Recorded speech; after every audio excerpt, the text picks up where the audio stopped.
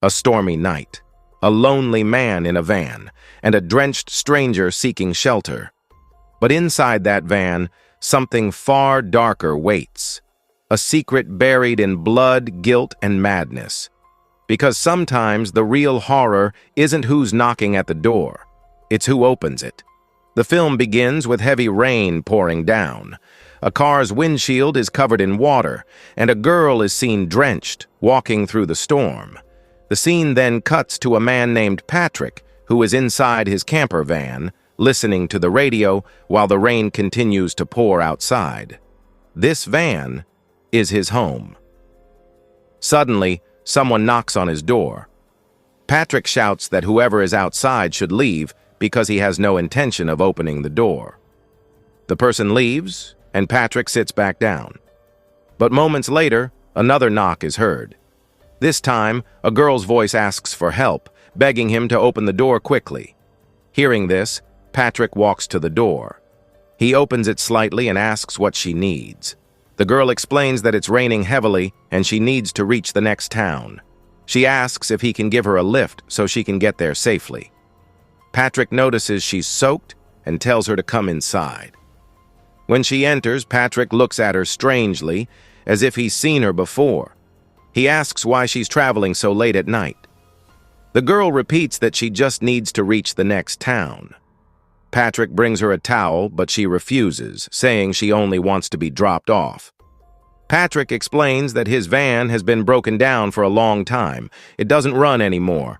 He can't drop her off, but a bus leaves the next morning, so she can take that. He suggests she spend the night there and leave in the morning. Patrick adds that children in the town often tease him. They knock on his door and run away, so when she first knocked, he thought it was them. He tells her she's drenched and should take off her shirt so he can dry it near the heater. He stands in front of her awkwardly, almost demanding it. Frightened, she reluctantly gives him her shirt. Patrick hangs it near the heater to dry. He asks where she's from and what she's doing here. The girl explains that she was sleeping on the beach when the rain woke her up, so she came here for help. Patrick is shocked because the beach is far away. If she ran from there to here, she must have traveled miles. It seems impossible, so he suspects she's lying. But when he looks at her feet, he sees beach mud, which confuses him. Patrick offers her a drink, but she refuses. She asks for his phone to make a call. Patrick says there's no phone in the van, but there's a phone booth nearby. He drops some coins on the table, telling her to use them, though the booth is likely closed at this hour. He says he has the key if she wants him to come with her, but she refuses and starts to leave. When she opens the door, the storm outside is too strong, so she decides to stay. She notices some women's belongings in Patrick's trolley and assumes they belong to his wife. Patrick suggests she take a hot bath while her shirt dries. Again, he stands in front of her uncomfortably, and she nervously agrees. Inside the bathroom, she hears a strange noise above the van, making her even more uneasy. Patrick starts to wonder how she arrived so late and how she managed to come from the beach. He feels he's seen her before but can't recall where. The girl also feels uneasy. Patrick's behavior seems strange, and she suspects something is wrong with him. Both are now suspicious of each other. While the girl bathes, she suddenly sees blood flowing from her head. Shocked, she regains consciousness and realizes it was only a hallucination. When she comes out, Patrick is making soup for her. He gives her a sweater to wear. She asks whose sweater it is, and he says it's his friend's. She wears it anyway. Patrick asks if she's married. The girl says she can hardly take care of herself, so how could she take care of a husband? That's why she never married. She keeps moving from city to city, getting stuck in difficult situations she can't escape, just like this one. Then she asks Patrick why he's awake so late. He replies that he's lonely and can't sleep. He offers her the soup, but she refuses because she doesn't trust him. Suddenly, someone knocks on the door again.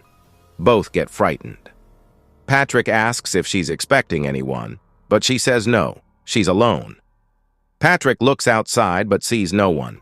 Realizing it's probably kids playing a prank, he locks the door again.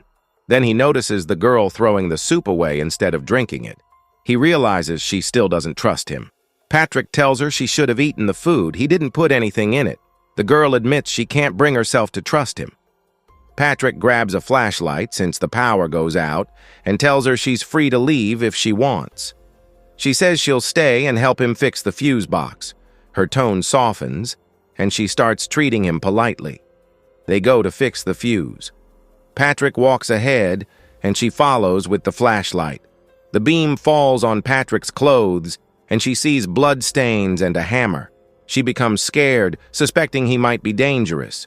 She looks for medicine to treat an injury on his back, but instead finds a box filled with earrings, including one that belongs to her. Shocked, she confronts Patrick, demanding to know why he stole her earrings. Patrick insists he's seeing her for the first time, so it's impossible. Terrified, she tells him to open the van door so she can leave. Patrick says the door is open. She can go if she wants. He adds that he's tired of people coming to him for help only to accuse him later. He says it's better if no one ever comes to him again. When she opens the door, the storm is raging outside, so she decides to stay. She apologizes to Patrick for doubting him. Patrick forgives her, and they start playing cards. He tells her he was once married, but his wife was a drug addict who overdosed and died. He says he first met her at a gas station when she asked for help, and he bought her a packet of chips. They fell in love and married. The girl believes his story and finally drinks the beverage. Then Patrick hears a car approaching outside. He goes to check. The girl, now alone, hears a phone vibrating and thinks it might be in the bedroom. She pulls back a curtain and finds the body of a girl lying there, still holding a packet of chips. Horrified, she realizes Patrick's story was a lie. The dead girl was the one he met at the gas station, and he murdered her.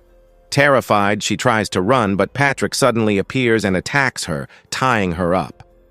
Patrick tells her not to fight. It's useless. He confesses that he killed the first girl using a special drug that dehydrates the body and swells the throat, causing death. He says she's going to die the same way because he put the same drug in her drink. Soon, she starts to feel weak, her throat swells, and she dies. Now comes the twist. Patrick is indeed a serial killer. The girl he called his wife was one of his victims. He lured women with fake kindness and gave them painful deaths. The girl who came tonight was simply his next prey, the same girl we saw drenched in the rain at the beginning. Patrick had noticed her earlier and wanted to make her his next victim. That's why he felt he'd seen her before. Years have passed. Patrick is now old. He's killed many women in the same brutal way. Loneliness and guilt have consumed him, and his mind is no longer stable. He imagines the victims he murdered long ago, reliving their deaths. These hallucinations torment him. Sometimes he even sees things that never happened, inventing stories to justify his guilt.